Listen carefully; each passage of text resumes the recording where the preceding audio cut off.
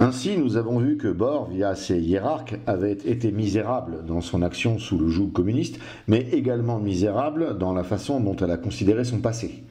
Nous allons finir avec les deux plus grands problèmes actuels de Bohr. Le premier problème est la façon dont Bohr se fait sur le terrain le relais de la géopolitique roumaine et des intérêts de l'État roumain. Tout ceci est ô combien éloigné du pourquoi le Christ a fondé son Église. Mais Bohr et le Christ, tout ceci n'est pas très lié.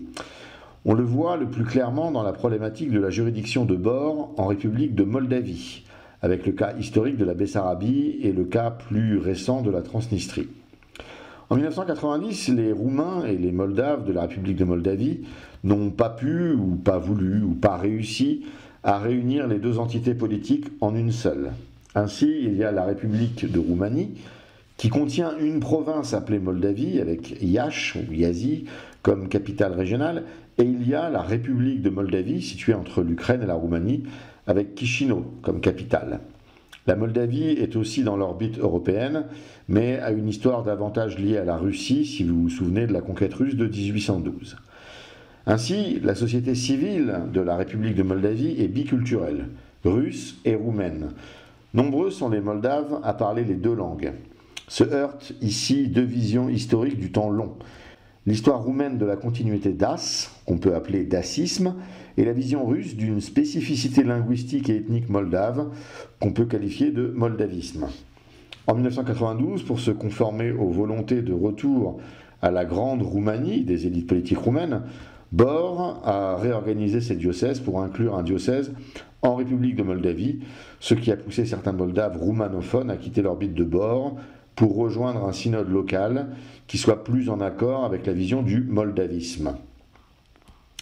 Le cas de la Transnistrie vient encore compliquer une situation déjà compliquée. Il s'agit de la République de Tiraspol, la partie orientale de la République de Moldavie, qui a proclamé son indépendance.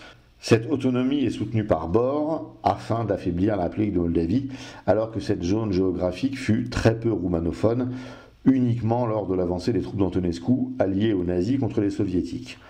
Que peut-on conclure de cela? Bohr est ici un supplétif de l'État roumain.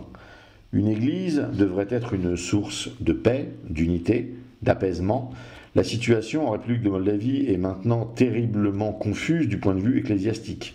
Si on se met à la place du citoyen moldave, il y a tout un ensemble de diocèses qui se superposent, en contradiction flagrante avec les canons du Concile de Nicée, qui demandent un évêque par diocèse. Ici, les Roumains et les Russes sont médiocres en miroir. Les Russes disent « cette zone fut russe un jour, donc il y a un évêque russe dépendant de Moscou ». Cette structure s'appelle Église orthodoxe de Moldavie. Les Roumains disent « cette zone fut roumaine, donc il y a un évêque roumain dépendant de Bucarest ». Cette structure s'appelle la métropole orthodoxe de Bessarabie. Les deux structures se sont d'ailleurs fait un procès qui a été jusqu'à la CEDH. Le litige portait sur le droit de la métropole dépendante de Bucarest à s'imposer en Moldavie. La CEDH a jugé sur le critère de la liberté religieuse, ce qui est hallucinant puisqu'il s'agit de la même religion normalement. C'est la version moderne de Paul qui constate dans une communauté ceux qui sont chrétiens par Pierre ou par Paul et qui oublient le Christ. Bohr connaît les canons du Concile de Nicée. Bohr sait que ce qu'elle fait n'est pas conforme à l'ecclésiologie orthodoxe, mais Bohr n'est pas là pour la vérité du Christ sur terre. En premier lieu, Bohr représente les intérêts de l'État roumain. Et l'État roumain lorgne sur la Moldavie depuis la chute du communisme. Deuxième et ultime problème, qui sera une façon de boucler la boucle, la franc-maçonnerie. Acteur majeur de la phase avant le communisme, la franc-maçonnerie est de nouveau un acteur majeur de la phase actuelle. Le numéro 2 de la maçonnerie roumaine était diacre dans Bohr lorsque le scandale de cette double appartenance fut révélé. Cela montre le caractère incestueux de la relation entre les deux structures que normalement tout doit séparer. Le diacre Cătălin Tohaneanu, une fois l'affaire révélée, s'est vu retirer ses diplômes par le patriarche Daniel. Vous avez bien entendu, il s'est vu retirer ses diplômes. On voit cette décision par la voie officielle du patriarcat roumain. Ce diacre est donc toujours diacre. Je ne sais pas ce qu'il est devenu. Les journalistes, aussi serviles qu'on puisse l'être, parlent d'une décision radicale du patriarche Daniel. Beaucoup font référence à un document de 1937 qui interdit la double appartenance et qui condamne la franc-maçonnerie. Quand on sait que Myron Christea était le patriarche de l'Église qui a pris cette décision, on se doute bien qu'il s'agit d'une aimable plaisanterie. Cette interdiction ne s'est accompagnée pour aucun hiérarque d'alors d'une métanoïa appropriée. Elle est donc une communication davantage qu'un canon. Si on remet le contexte historique, vous vous souvenez qu'en 1937, la société roumaine voulait une droite radicale et anti-maçonnique. Bor a juste fait passer une décision pour aller dans le sens du vent, comme d'habitude. Je peux témoigner à titre personnel de la bienveillance de Bor à l'égard des maçons et de l'hostilité de Bor vis-à-vis de ceux qui les dénonçaient. Encore une fois, on pourra parler d'actes isolés, on peut également hausser la vision et l'analyse et voir une réalité. Bor est très lié avec Constantinople, infiltré de maçons depuis au moins 1923. Bor est très lié à un pouvoir séculier dont il est compliqué de dire si la franc-maçonnerie a toujours une influence équivalente à ce qu'elle fut à l'époque de Myron Christea. Le pouvoir s'exerce par des réseaux. Autrefois maçonniques, ces réseaux de pouvoir ne sont plus forcément aussi liés aux loges. Aujourd'hui, le pouvoir effectif est lié aux médias, au Forum économique de Davos, aux groupes internationaux de type Bilderberg. La franc-maçonnerie semble être, dans cette évolution du satanisme en réseau, la méthode des grands-pères. Aujourd'hui, l'influence de la maçonnerie est difficile à évaluer dans la société roumaine et dans l'appareil d'État roumain. La maçonnerie roumaine ne peut donc pas être un critère de légitimation ou délégitimation pour trouver en Roumanie un véritable évêque orthodoxe. Prenons donc un autre critère, le Covid. Ce n'est pas un critère dogmatique, mais si l'Église vous invite à vous vacciner ou pas, c'est un indicateur puissant pour voir qui gouverne l'Église. Bor s'est d'abord opposé aux mesures restrictives pendant la pandémie et, une fois obtenu quelques dérogations pascales, a appuyé tout ce que faisait le gouvernement. Un sondage a donné 60% de croyants qui auraient aimé davantage d'autonomie de Bor face à l'État roumain, et le synode a alors manifesté quelques réserves sur le caractère nouveau du vaccin. Bor est donc très attentif à son public sur le terrain.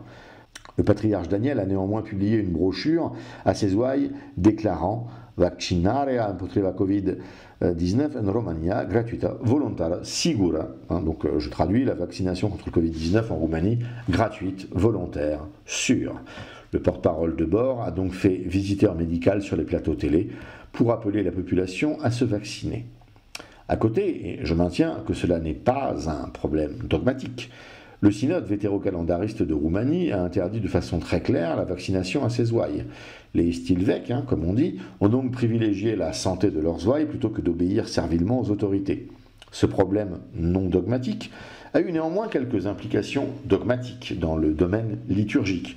Comment donner la communion? Comment gérer le problème de la petite cuillère dans le cadre d'une soi-disant pandémie? Il est intéressant de voir que dans une paroisse roumaine dépendant directement d'un évêque, le calice était désinfecté carrément avec une flamme, de façon à tuer tout microbe ou bactérie, j'imagine. Ceci renvoie à la vision liturgique du calice. Est-ce que le calice peut être le vecteur d'une maladie réelle? Pour certaines personnes dans Bor, oui. Et ceci permet de conclure sur ce qu'est Bor, une église du monde. Une église qui prend ses ordres des laboratoires, des gouvernants, des communistes et de tous ceux qui sont en position de pouvoir. Mais la question maintenant, pour ceux qui sont en Roumanie, est de savoir si les stilvèques sont un synode digne de ce nom. Car bien se comporter pendant le Covid ne dit rien de l'orthodoxie de la doctrine. Sinon, on pourrait devenir évangélique, car la plupart se sont comportés admirablement pendant le Covid. Cette question est en dehors du scope de cette vidéo, qui s'adresse à un public francophone. En France, certes, l'offre VCO est modeste, si je puis m'exprimer ainsi, mais elle existe. En faisant ce choix exigeant, vous aurez probablement une vie liturgique moins dense, mais vous aurez un évêque orthodoxe. Vous serez dans l'Église et dans la vérité. Je n'ai pas encore parlé du patriarche Daniel, l'actuel patriarche de Bor. Le sénateur Ion Solcanu, sénateur PCD, donc de gauche, notait à quel point ce patriarche, lorsqu'il était métropolite de Iași, avait aidé à convaincre les Roumains lors du référendum d'octobre 2003 qui portait sur l'adhésion de la Roumanie à l'UE, à l'OTAN, ainsi que diverses dispositions juridiques pour permettre l'adhésion de la Roumanie à l'UE. Il ne s'agit pas ici de spéculer sur les idées politiques de Daniel, mais plutôt de constater qu'il avait appuyé le pouvoir en place, pouvoir qui proposait ce référendum au peuple roumain.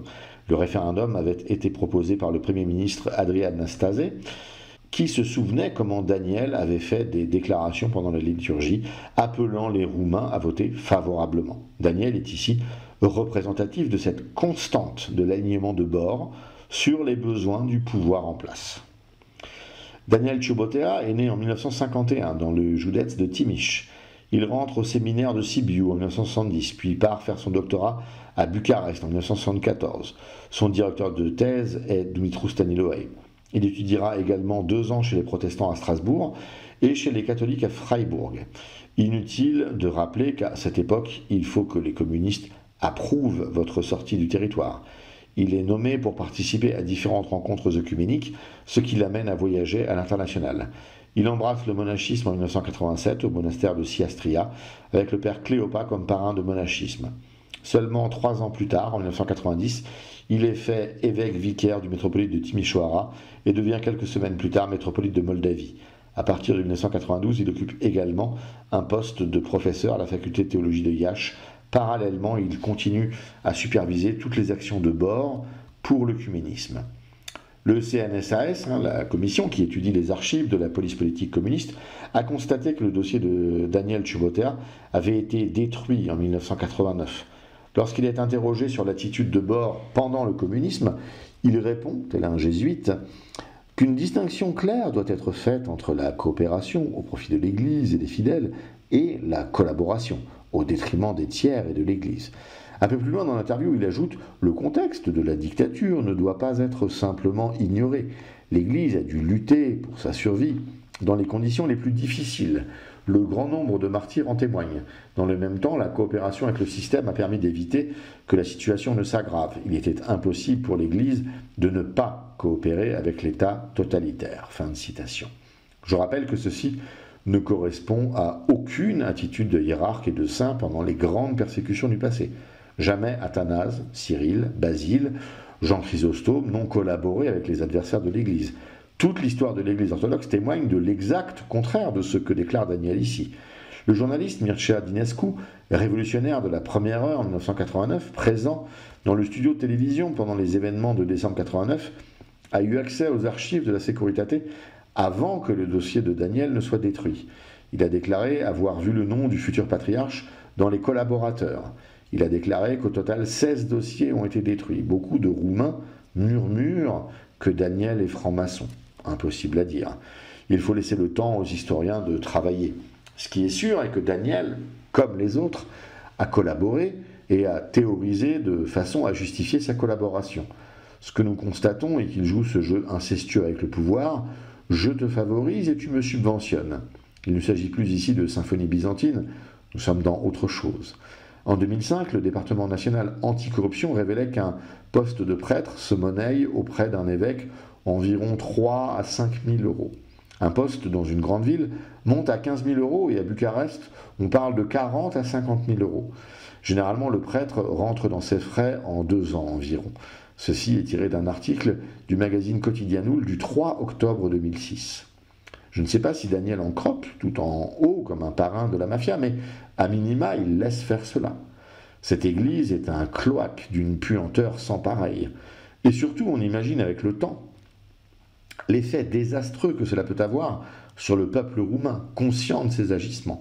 Sa piété est grande, mais cette schizophrénie spirituelle ne peut durer éternellement. Les exemples des évêques encouragent bien évidemment des prêtres à se départir de leur mission. Les scandales s'accumulent. Ici, un prêtre qui endette son monastère de 60 000 euros pour avoir joué au casino. Ici, un responsable diocésain qui se paye une maison avec les dons des fidèles. Comment Bord peut espérer avoir des prêtres dignes de ce nom avec un synode de ce type? C'est tout simplement impossible. Nous allons finir cette vidéo en regardant les relations qu'entretient Bord avec les VCO. Il y a les relations que Bord entretient à l'étranger, en France par exemple, et les relations de Bord sur son territoire naturel vis-à-vis des principaux VCO, le synode basé à Slatioara. Ces relations sont de nature comparable. Il s'agit d'une condamnation profonde, sans équivoque et sans nuance. Bord, fervent partisan de l'œcuménisme et des rencontres faites dans un esprit d'ouverture, demande à ses ouailles de ne surtout pas rencontrer, fréquenter ou échanger avec les VCO. Nous sommes catégorisés comme des gens orgueilleux et n'ayant rien compris. Vous rendez-vous compte du niveau d'orgueil qu'il convient d'avoir laissé croître en soi pour considérer de ne pas devoir obéir aux décisions prises par des francs-maçons, c'est effectivement atroce. Il n'y a pas de déclaration officielle de Bohr concernant ce sujet, il y a néanmoins quelques articles relayés sur le site Doxologia et un livre traitant de ce sujet dont l'auteur est Radu Petre Mureșan, prêtre à Bucarest et conférencier à la faculté de théologie de Bucarest. Il a participé à la chaîne de télévision de Bohr, Trinitas TV. Ainsi, on peut considérer que ce qui émane de ces articles et de ce livre constitue une forme de position officielle, même si elle n'est pas relayée par une décision officielle du patriarcat. Probablement qu'il s'agit pour Bohr d'un non-sujet. L'article du site Doxologia est le suivant. Il s'agit d'une interview d'un prêtre, le père Ionel Doru. À la première question, qui sont les VCO? Le père Ionel répond, je cite, « Les stylistes constituent une communauté religieuse minoritaire, séparée du corps de notre Église en raison du refus de la réforme du calendrier réalisée par le patriarcat roumain en 1924. Elle est apparue et s'est structurée jusqu'à aujourd'hui comme un mouvement rigoureux, avec un impact et une influence bien plus grands en Moldavie. Mal informés et manipulés, les croyants stylistes se croient à tort être les vrais croyants orthodoxes, alors qu'en vérité, leurs hiérarques et eux-mêmes sont en schisme et en désobéissance vis-à-vis de notre sainte Église. Il faut dire que, très clairement, que malheureusement, les évêques et les prêtres stylistes n'ont pas de sacerdoce effectif et leurs sacrements sont nuls. Concernant la question des différences entre les stylistes et nos croyants, il faut surmonter la confusion entre le vêtement extérieur du stylisme, qui semble identique à celui de notre orthodoxie, et ils doivent être conscients qu'il y a une distance du ciel à la terre entre eux et nous, quand il s'agit du cœur de la foi. Fin de citation. Dans les interactions avec les prêtres du monde officiel, il revient souvent que la position des VCO de considérer la grâce comme absente de leur sacrement et de leur liturgie était vue comme une position manquant de souplesse et de profondeur théologique. On voit que le père Ionel, nous concernant, ne fait pas dans la dentelle. Celui dont les patriarches furent francs-maçons et communistes voit les stylistes roumains comme des gens manipulés et crédules. C'est assez savoureux. La journaliste demande alors si on ne peut pas se rendre dans leurs églises et participer à leurs offices. Le père Ionel répond, je cite, « Absolument pas. Car ce ne sont pas des lieux saints et sanctifiés, mais leurs offices sont vides, sans aucune grâce effective. » Et pourtant, on se rend compte de la difficulté que comporte cette réponse sur le terrain. Par exemple, là où une paroisse orthodoxe cohabite au niveau local aux côtés de stylistes. Ceci est aggravé lorsque les stylistes, profitant de la ressemblance extérieure avec l'orthodoxie, de certains vices de la législation, de l'esprit de tolérance incompris, font des collectes financières auprès de nos croyants et construisent leurs églises et monastères. Ce n'est pas une situation très agréable. Fin de citation. Il est ici abordé le volet financier des choses. Bohr, soumise au pouvoir, bénéficie de ses largesses financières.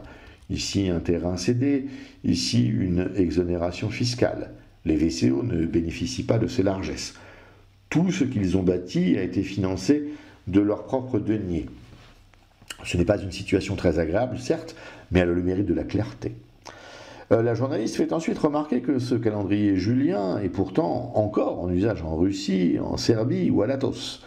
Le père Ionel répond, je cite, « Le problème de la correction du calendrier n'a pas été entièrement résolu jusqu'à aujourd'hui dans l'orthodoxie universelle. Le congrès inter-orthodoxe de Constantinople, à partir de 1923, décida par consensus de corriger le calendrier des églises orthodoxes sœurs, chaque église nationale décidant du moment favorable. C'est ainsi que la plupart des églises nationales ont adapté leur calendrier, à l'exception de quelques-unes, dont celles que vous avez mentionnées, les orthodoxes serbes, russes, celles du Mont Athos, sont encore sur l'ancien style car elles n'ont pas trouvé le moment adéquat pour ajuster le calendrier, mais ils sont en communion avec les églises orthodoxes qui ont adopté le nouveau style, donc aussi avec nous, et ils considèrent les stylistes comme schismatiques et séparés de l'Église. Il faut dire ici que l'unité de l'orthodoxie universelle est assurée par la détermination de toutes les églises orthodoxes sœurs à célébrer ensemble la résurrection du Seigneur d'après l'ancienne Pâque, jusqu'à ce que tous les peuples orthodoxes puissent corriger leur calendrier. Grâce à ce consensus, la crise d'identité des stylistes du monde entier s'est aggravée et continue de s'approfondir. Fin de citation. Il est intéressant ici de voir que le père Ionel considère Bohr à l'avant-garde d'un mouvement nécessaire. celui de la correction du calendrier. Toutes les églises devront tôt ou tard se conformer à cette réunion de 9 personnes qu'on ose appeler un concile panorthodoxe. Ainsi, l'Athos ou la Russie sont vus comme des gens en retard sur un processus dans lequel la Roumanie fait bonne figure. Les VCO du monde entier ont certes bien des sujets de dispute, mais le calendrier n'en fait absolument pas partie. Il n'y a pas de crise d'identité des VCO à ce sujet. Plus loin dans l'interview, la journaliste relate une anecdote. Je cite, « Quelqu'un a raconté qu'elle avait rencontré un moine venant d'un monastère de stylistes qui lui avait conseillé de participer à un nouveau baptême afin de passer parmi les chrétiens stylistes. Comment est-ce possible ?» Le père Lionel répond, « Les stylistes se sont éloignés de notre église principalement à cause du redressement du calendrier, y voyant une intention de catholiciser la nation roumaine. C'est pourquoi, pour des raisons confessionnelles, l'orthodoxie universelle a longtemps retardé la résolution de ce problème. Cependant, en chemin, les stylistes, de plus en plus rigoureux, ont trouvé chez nous de nombreux sujets de controverse, essayant d'apparaître par rapport à nous comme des puritains orthodoxes. Ils devinrent ainsi une sorte de pharisiens, dans l'idée que seuls respectaient à la lettre des canons de l'Église, faisant du calendrier une véritable idole et du pédalion la deuxième Bible. Il n'est pas surprenant qu'ils aillent jusqu'à considérer qu'il est nécessaire d'administrer un nouveau baptême à nos croyants. Cela prouve une fois de plus à quel point ils sont éloignés de la canonicité de notre Église orthodoxe. Précisément, les canons de l'orthodoxie universelle attestent de la pratique de ne jamais répéter le saint baptême, même à l'égard des schismatiques et des hérétiques, à condition qu'il soit célébré au nom de la très sainte Trinité, la confession de la foi orthodoxe et le scellement du Saint-Esprit à travers l'administration du mystère de la Sainte Myrrhe. Fin de citation. Pour ceux qui ne le savent pas, le Pédalion est un recueil canonique compilant les canons de l'Église ainsi que les commentaires de saint Nicodème de la Sainte Montagne. Il est assez récent puisqu'il date de 1908. Le double standard est ici manifeste. D'un côté, nos sacrements sont nuls et donc nos baptêmes sont nuls et il ne faut pas considérer les canons comme une seconde Bible. Mais là, justement, le Père Lionel convoque les canons qui, justement, témoignent du fait que le baptême est plus compliqué que cela. Les saints-pères avaient considéré que le baptême conféré par certains hérétiques était valide et qu'une simple confession de foi orthodoxe pouvait être suffisante. Considérant les VCO comme rien, il s'offusque ici que les VCO, en miroir, considèrent parfois que le baptême du monde officiel soit sans valeur. Cela est laissé à la discrétion de l'évêque et c'est lui qui en répond devant Dieu. Ne complexifions pas le propos pour sa vision simpliste et ne rappelons pas qu'à l'Athos, dans le monde officiel, beaucoup de moines sont partisans de refaire le baptême dans son intégralité pour ceux qui viennent du monde romain ou protestant, alors que les romains et les protestants sont pourtant des trinitariens convaincus. À la question « Faut-il dialoguer avec les stylistes ?» le père Lionel répond. En général, le dialogue avec les stylistes est très difficile. C'est pourquoi je ne le recommande même pas aux croyants. Un conseil du père Arseniy Papatchok visant à éviter les discussions avec les sectaires est également valable pour eux. Comme pour les sectaires, l'endoctrinement des stylistes est tout aussi pathologique. Ils ont la psychologie de ceux que l'enseignement professé ne libère pas, mais emprisonne. Comment discuter avec des gens qui pensent être dépositaires de vérités absolues, qu'ils veulent imposer aux autres sans condition ? Fin de citation. Ici, la poutre et la paille est tellement évident que je ne le mentionne pas davantage. Je tiens néanmoins à nouveau à montrer le décalage entre cette église roumaine officielle qui propose de ne pas dialoguer et les saints-pères qui répondaient aux hérétiques, qui débattaient, qui organisaient des débats, etc. Bord ne veut pas débattre parce que Bord ne peut rien argumenter sur le sujet. Bord ne veut pas voir étaler les problèmes liés à la maçonnerie et les circonstances historiques de l'époque qui ont mené à ce désastreux changement de calendrier. S'il y a quelque chose de pathologique, c'est bien cela. La dernière question de la journaliste est une remarque. Il est obligatoire pour le clergé et les croyants de suivre le style de l'église locale sur le territoire de laquelle ils se trouvent. C'est-à-dire que les Roumains peuvent fêter le Noël le 25 décembre du calendrier grégorien et fêter de nouveau Noël en Serbie le 7 janvier du même calendrier. Cela est absolument ridicule.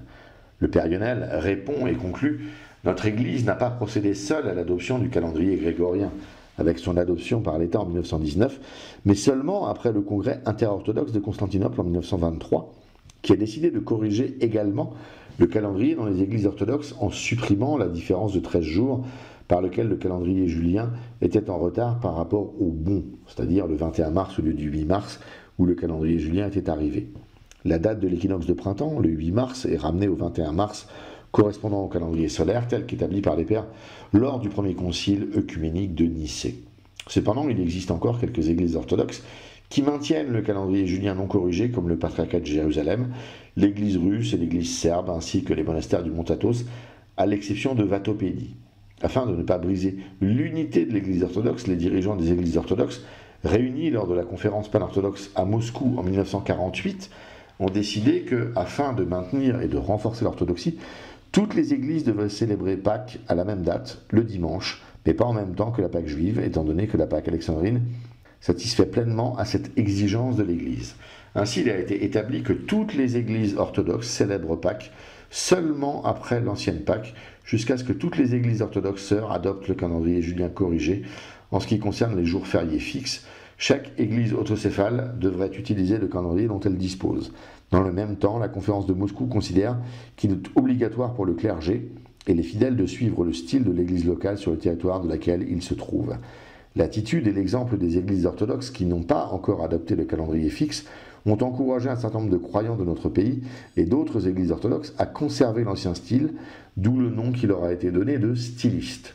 Ils se sont regroupés autour de quelques moines fanatiques, discutant avec discipline et ignorant les réalités dont l'Église a tenu compte lorsqu'elle a adopté le calendrier corrigé.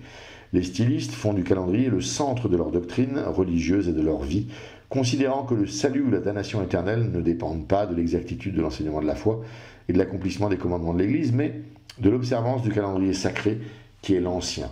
Ils reconsacrent et reconsacrent ceux qui adhèrent au style. Ils consacrent les églises sans anti-mention et sans prêtre. Ils célèbrent les funérailles et la liturgie sans prêtre, etc. Fin de citation.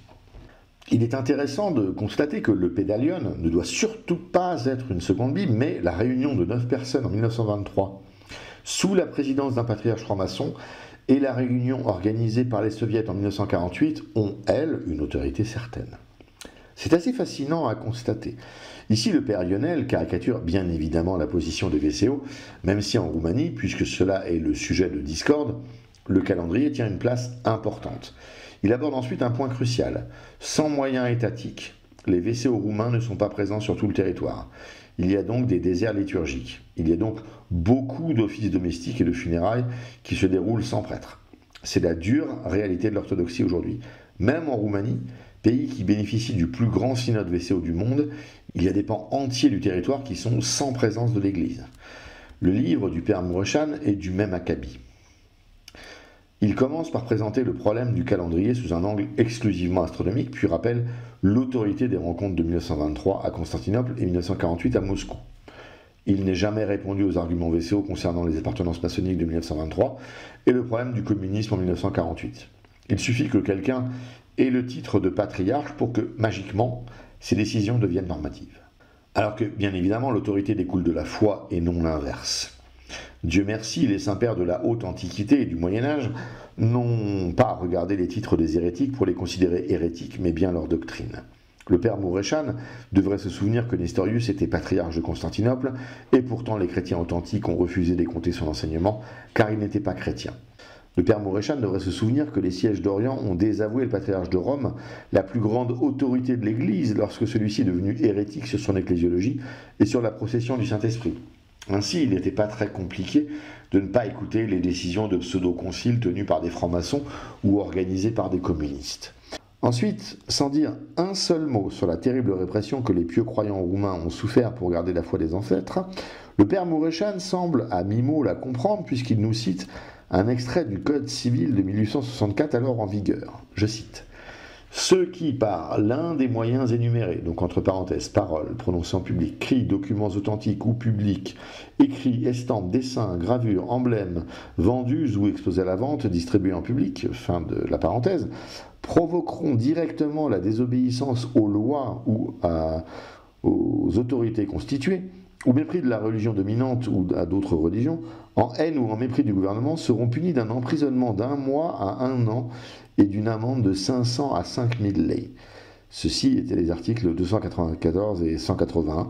L'article 210, quant à lui, rappelait « Ceux qui empêcheront, interdiront ou mettront fin à l'accomplissement des devoirs d'une religion par des troubles ou désordres dans l'Église ou dans tout autre lieu décidé à cet effet, seront punis d'un emprisonnement de 15 jours à 1 mois et d'une amende de 26 à 200 lei.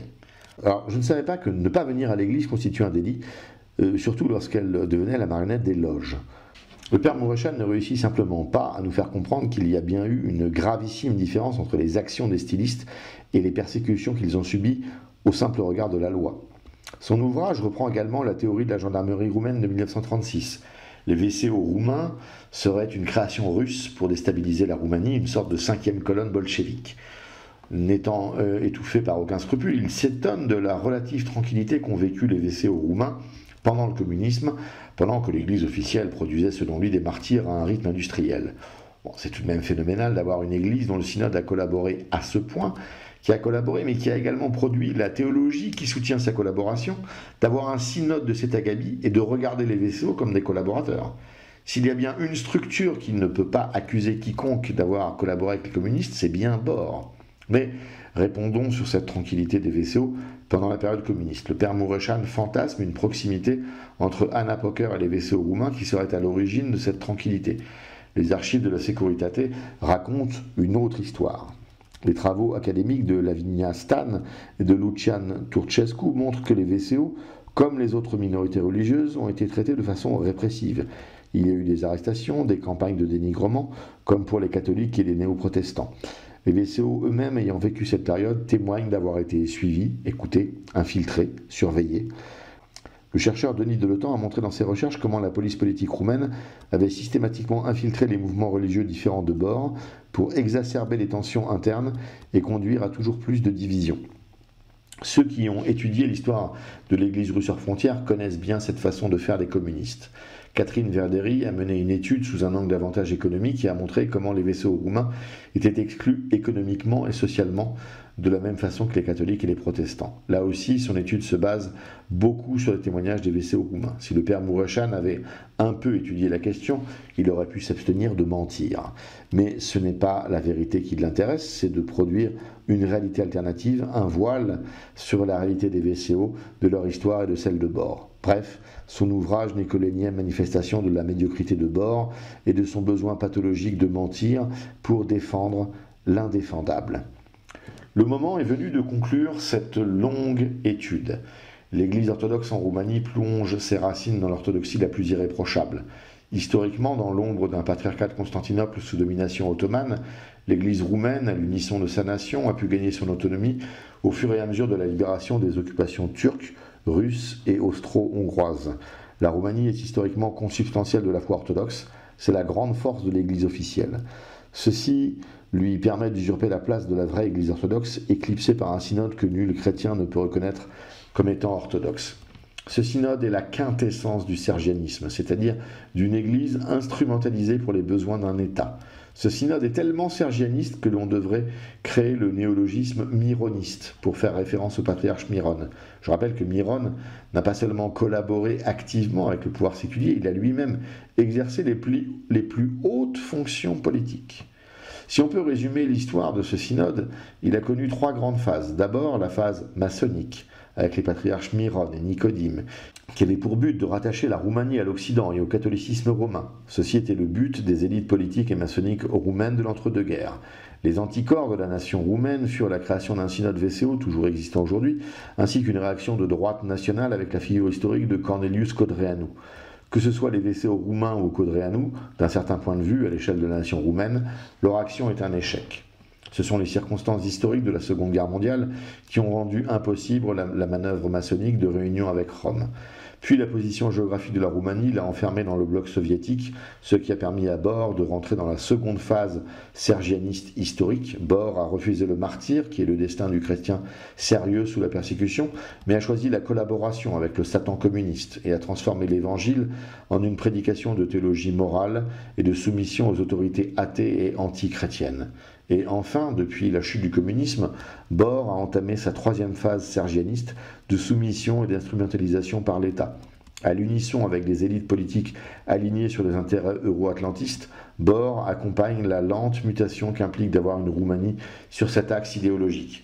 Le monde orthodoxe officiel est aujourd'hui déchiré entre Constantinople et Moscou, des églises également totalement sergianistes. Constantinople est la marionnette de Washington et le patriarcat de Moscou est la marionnette du Kremlin. Bucarest a bien évidemment choisi de s'aligner sur Constantinople parce que l'État qui la finance et lui confère sa légitimité auprès d'un peuple dupé par le spectacle est aligné sur Washington. Quel est malgré tout ceci l'impact de Bore dans la population roumaine? Il convient de bien différencier le clergé de terrain, les moines, et ce synode de brigands. Il existe une multitude de prêtres, de moines qui accomplissent une mission pastorale d'une grande qualité et d'une grande probité. Il y a tout un ensemble de personnes dans Bore qui sont des chrétiens orthodoxes d'une grande qualité et d'une grande stature. Il y a de grands théologiens. Le père Dumitru Staniloae en fait indubitablement partie. Il n'en reste pas moins, et c'est peut-être le plus tragique, lorsqu'on pense à ces carèmes rigoureux, à cette assiduité aux offices, aux prières ferventes, aux processions sincères, aux confessions complètes, aux liturgies superbes. La Roumanie est l'otage d'une fausse église, parce que dans l'orthodoxie, l'évêque est un personnage clé. Aussi bon puisse être le prêtre que le citoyen roumain va avoir, et Dieu sait qu'il y a de bons prêtres, si l'évêque n'est pas orthodoxe, eh bien, il n'est pas dans l'église que le Christ a fondée il y a 2000 ans, sur le chemin de Jérusalem, sur la profession de foi de Saint-Pierre. En Roumanie, le spectacle de cette église est tellement présent, tellement fort, tellement évident, qu'il est presque impossible d'échapper à son sortilège malfaisant et d'aller voir un véritable évêque professant une foi droite. Mais en France et dans tous les pays d'Europe de l'Ouest, la situation est peut-être un peu plus simple. Vous voyez avec ces superpositions d'évêques et de juridictions, vous voyez avec cet œcuménisme plus massif, que ce synode est une supercherie spirituelle, une impasse historique et une fraude morale. Cherchez les VCO autour de vous et rattachez-vous à un évêque sérieux et demandez à devenir catéchumène si vous n'êtes pas déjà orthodoxe. Bienvenue dans les catacombes.